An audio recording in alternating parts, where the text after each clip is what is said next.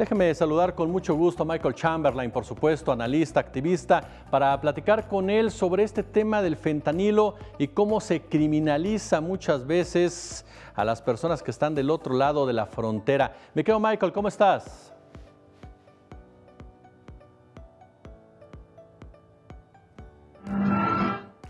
Bueno, parece que tenemos un pequeño problema con Michael Chamberlain. En cuanto me escuches, Michael, te saludo con gusto. Es un estudio muy interesante el que se dio a conocer al respecto de cómo opera muchas veces la justicia en Estados Unidos, que, como le comentamos al inicio de este espacio, señala reiteradamente a México como el gran protagonista de la crisis en el consumo, en la adicción de fentanilo. Sin embargo, resulta que de aquel lado de la frontera hay bastante responsabilidad. Michael, ¿cómo estás? Buenas tardes.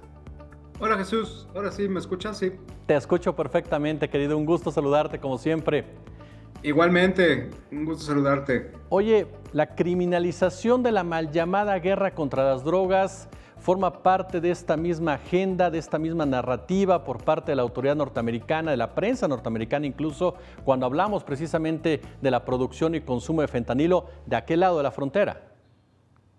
Sí, fíjate que desafortunadamente la tendencia es a criminalizar, por un lado, la lucha contra las drogas y por otro lado a los migrantes. Una organización en la que participo, el Center for International Policy, hizo este estudio, el que hace mención, sobre cuáles han sido las iniciativas presentadas en el Congreso de Estados Unidos, tanto por demócratas como por republicanos, en torno al tema de las drogas y particularmente del fentanilo, ¿no?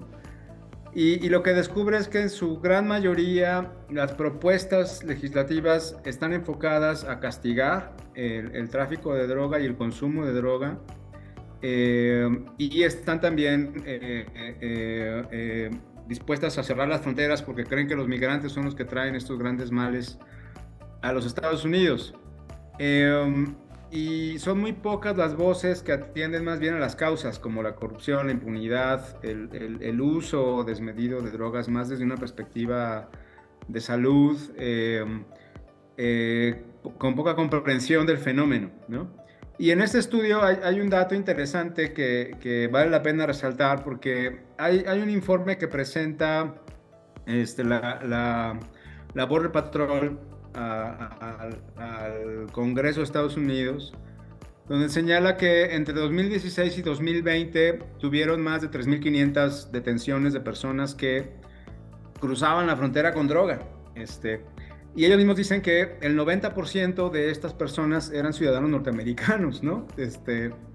En su gran mayoría portando marihuana, pero también portando otro tipo de drogas hacia Estados Unidos. Y este dato es interesante porque echa en tierra, primero, que son los migrantes los que traen la droga. Segundo, que es un problema externo a Estados Unidos. No quiere decir que los mexicanos no tengamos responsabilidad, o el cártel de Sinaloa, etcétera, en el tráfico de drogas, pero sí quiere decir que también los norteamericanos están involucrados en el negocio. Y que hay que ver el fenómeno de una manera mucho más global, y mucho más enfocada en el bienestar de las personas y en los derechos humanos, ¿no? Oye, pero Michael, parece que el discurso de la criminalización es algo que sigue vendiendo, ¿no? a eso iba, mi querido Michael. Estamos, a final de cuentas, en una época electoral en Estados Unidos. Algunos le dicen preelectoral, pero lo cierto es que ya comenzó nuevamente lo que vimos durante los procesos en donde Donald Trump fue protagonista, con Hillary Clinton, con el propio Joe Biden, de agarrar a México como piñata. Y ahora con este tema particularmente del fentanilo, nos topamos incluso con declaraciones radicales de integrantes del Partido Republicano que hablan hasta de intervenir en nuestro país. Es algo que les deja, me imagino, parece una obviedad, pero que les deja una ganancia en materia electoral cuando precisamente criminalizan a los mexicanos con este tipo de temas, particularmente las drogas. Y por dos vías, Jesús. O sea, ciertamente por el lado de los votantes, pero también de los patrocinadores. Y hay que recordar que un gran patrocinador de los congresistas políticos norteamericanos, pues es la industria armamentista. Entonces, ellos están queriendo garantizar que no les cambien las políticas de armas, ¿no? Porque pierde la casa, ¿no? Y muchos de estos, sobre todo los republicanos, pues responden a lo que les pide este patrocinador, que es el que los mantiene en el poder. Pues es una democracia de élites al final del día, ¿no? Y así es muy difícil construir políticas o narrativas que sean más pro derechos humanos o más pro las personas de Guerrero que ahora estabas comentando. O sea, nadie las ve. Y necesitamos crear, no sé, como más conciencia a nivel comunitario, a nivel ciudadano, para que ellos sí le puedan exigir a los otro tipo de políticas a sus congresistas. Pero desafortunadamente estamos viviendo una crisis, pues no sé, o sea, lo miras, la ciudadanía está envuelta, me refiero a Estados Unidos, en las drogas, tienen un problema muy serio con el uso y abuso de fentanilo. Como que se ha perdido el sentido de la comunidad, qué sé yo, ¿no? Entonces es un panorama muy complejo para cambiar ahora este tipo de políticas. Voy a aprovechar tu presencia, mi querido Michael, precisamente para hablar de eso, el punitivismo en contra de la migración. Ahorita escuchábamos lo que sucedía con los migrantes en Ciudad Juárez, esta tragedia en donde fallecen personas en medio de este incendio, pero caray, ¿cómo ver a la migración como un aspecto más social y no criminalizarla, no caer en este punitivismo que parece ser la carta de presentación de los gobiernos, tanto de los países que reciben a los migrantes como los que lo originan? Absolutamente, Jesús. Hay una visión muy xenofóbica en contra de los migrantes y eso también sucede en México, es decir, no solamente en Estados Unidos. Y sí, detrás de los migrantes hay historias muy tremendas de violencia, de maltrato, de pobreza, y yo diría que hasta de heroísmo para cruzar lo que tienen que cruzar para llegar a los Estados Unidos. Me parece que es bastante incomprendido lo que viven estas personas en su paso hacia buscar una mejor situación de vida, y se les mira como criminales, como dice Manu Chao, por no llevar papeles, ¿no? No sé, me parece una política muy tétrica y tenemos nosotros, creo yo, la obligación de empezar a ver a los migrantes desde esta otra perspectiva, ¿no? O sea, escuchábamos el otro día lo que pasa aquí en la colonia Juárez con los haitianos, que tienen que cruzar todo el continente desde Brasil y Chile, porque es donde no tienen necesidad de visa, y desde allá cruzando el Amazonas y el Darién, hasta llegar a México para que vengan a maltratarlos aquí, ¿no? Es cuando verdaderamente deberíamos estar haciendo más bien cuidado de estas personas, ¿no? Coincido contigo, ¿no?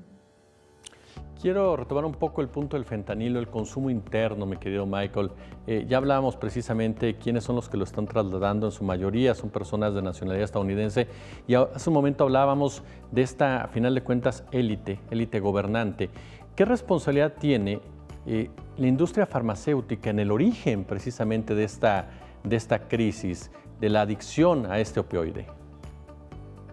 Mira, sin duda en Estados Unidos sí, hay una serie de legislaciones normativas muy poco claras con respecto al control de opioides utilizados como medicina, que eso es lo que ha detonado la crisis del abuso de la droga en Estados Unidos. Y eso también, igual que la industria de las armas, la industria farmacéutica, pues tiene intereses políticos porque estas políticas sean también más laxas, ¿no?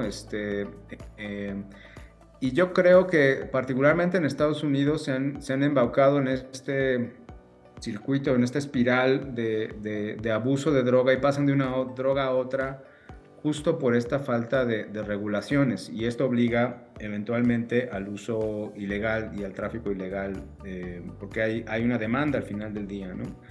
Por eso muchos insisten, entre ellos el Centro para la Política Internacional, insiste mucho en trabajar a nivel del consumo, de cómo superar la situación de las personas desde una lógica de salud y de derechos humanos, más que de castigo, más que de persecución. Mi querido Michael Chamberlain, yo como siempre, de verdad, es un placer, es un honor escucharte, aprender tus reflexiones, y te mando un fuerte, fuerte abrazo. Muchas gracias, Jesús, igualmente. Un abrazo fuerte. Gracias a Michael Chamberlain. un analista sin duda alguna de primera que nos ayuda a comprender precisamente lo que está sucediendo al respecto.